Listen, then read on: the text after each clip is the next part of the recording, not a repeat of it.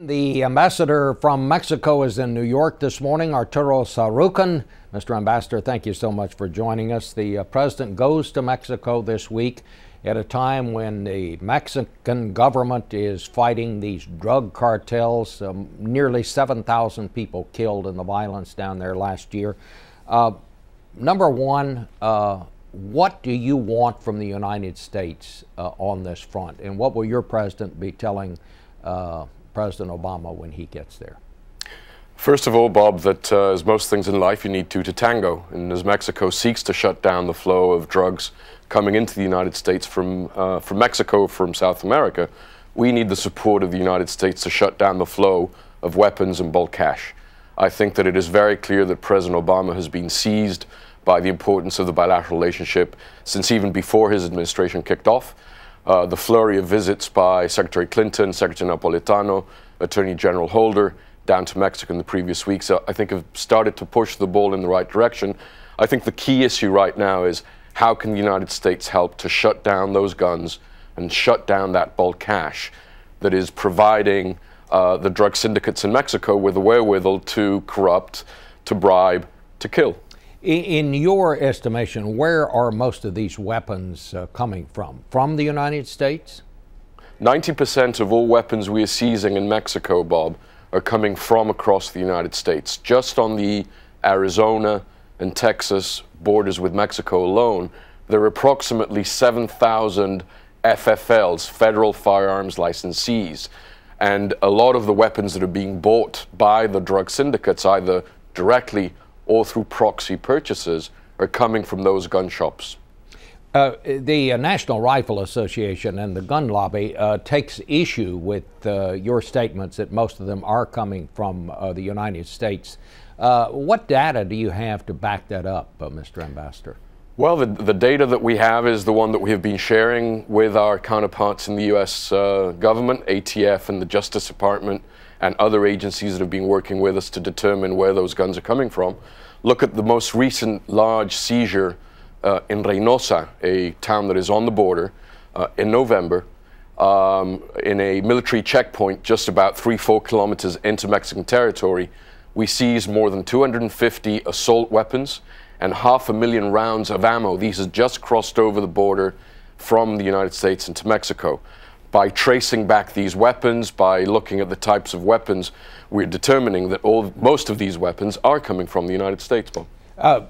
I don't want to belabor this, but they say that the people who take issue with this say that actually only 17% are coming from the United States, that the rest of them are coming through Central America, some are coming from Israel, from other countries around the world, and coming in through Central America. So how is it you can be so sure that so many of them are coming across the border, in your view, from the United States?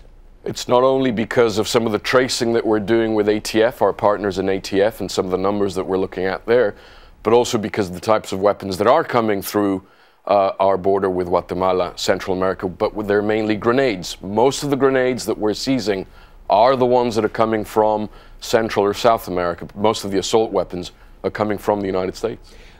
Do you think, or would you advocate that the United States reinstate the ban on assault weapons, because that ran out, I guess, last year? It's obviously a very controversial thing in this country. Will your president tell President Obama that that needs to be done? The assault weapons ban ran out in 2004, Bob, and since then we have seen a dramatic rise of assault weapons being seized in Mexico. There is a direct correlation between the expiration of the assault weapons ban and our seizures of assault weapons. We cannot determine how Congress and the administration will move on this. What we will say is that this is one of the instruments, by reinstating the ban, that could have a profound impact on the number and the caliber of weapons going down to Mexico.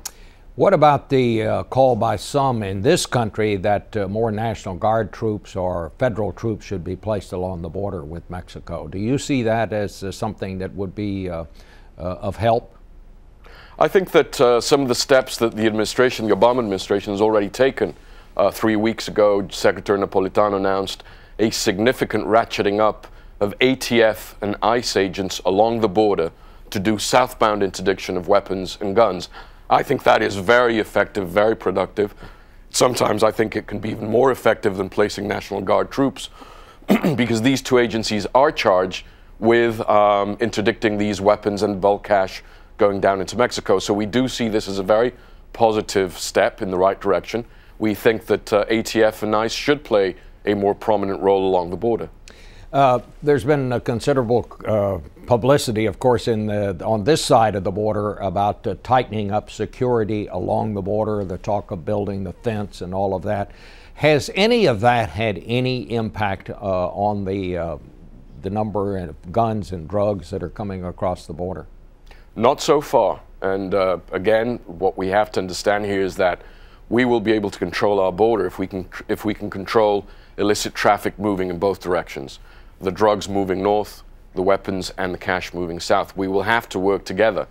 And it behooves Mexico to ensure that this common border is secure, that we're doing things on both sides of the border to jointly ensure that the border is secure, that the well-being of our citizens on both sides of the border is being protected, and that together we are shutting these guys down, both in El Paso, but also in Ciudad Juarez. Do you think this war can actually be won, Mr. Ambassador?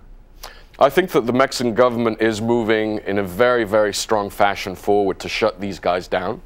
I think that if we can mitigate the damage, the levels of violence, we can continue breaking down some of the drug syndicates organization, if we can continue to shut down some of their trafficking routes, their staging ground, we will be able to make great, great, great progress in the way that we fight against the drug syndicates. But again, it's going to have to be done in a holistic fashion.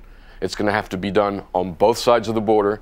And we have to be aware that if we're very successful in Mexico, this will create problems for other countries in the region when drug traffickers decide to relocate because the opportunity cost of doing business in Mexico has risen. Is it still safe for Americans to go to Mexico, especially to the border towns? I know in Juarez, for example, the number of killings there is just astounding. What would you advise Americans who might want to go to Mexico? Well, I think that if you go to Juarez, I would certainly advise precaution. I think that this is one of the places where we are pushing these guys back. We're shutting them down there. And this is a place where we have seen a high concentration of drug-related violence. Almost 70% of all drug-related deaths in Mexico these past 2 years are concentrated in 3 places, Culiacán, Tijuana, and Ciudad Juarez. But if you go to the rest of the country, you will find a country that is at peace. All tourists that have been going down these past months can certify that this is so. So yes, if you go to a place like Ciudad Juarez, I think that precaution is necessary, but violence is not prevalent in all of Mexico's territory. Mr. Ambassador, what if marijuana were legalized? Would that change this situation? This is a very divisive issue. There are proponents and opponents on both sides of the border. I think that those who would suggest that some of these measures be looked at understand the dynamics of the drug trade, that you have to bring demand down, and that one way that you could do it is by moving in that direction. But there are many others who believe that by doing this, you would only fan the flames. This is a debate that needs to be taken seriously, that has to be, that we have to engage in on both sides of the border, both in producing, in trafficking, and in consumption countries. And it is a debate that has to be taken on with seriousness. Mr. Ambassador, thank you for being with us this morning. A very serious subject. This will be a very important summit, obviously, in your country. Thank you so much for bringing us your point of view on it this morning.